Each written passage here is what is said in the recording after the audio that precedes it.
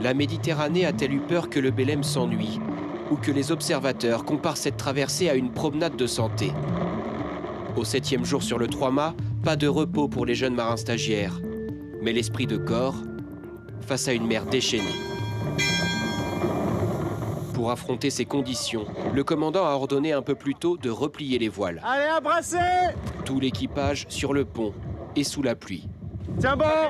Regard concentré des matelots professionnels. La mer n'est pas un jeu.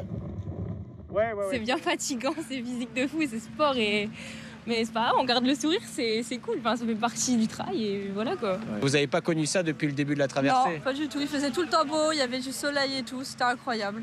Et maintenant? Bah c'est aussi incroyable. Le Belem avait navigué jusque-là sur une Méditerranée apaisée. Grand soleil, décor paradisiaque. Le canal de Corinthe, en Grèce. L'escorte de la marine italienne dans le détroit de Messine.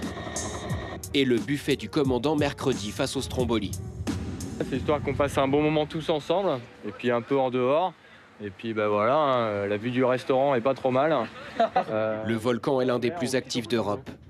Au moment du dessert, la lave jaillit comme une vasque allumée par la torche olympique.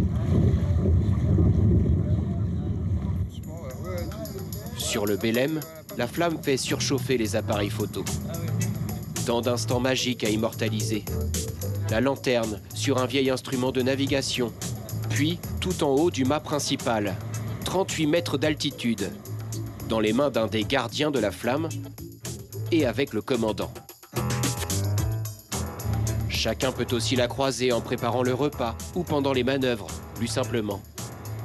Les 3 gardiens l'emmènent partout avec eux, loin d'être évident dans les couloirs étroits, les escaliers.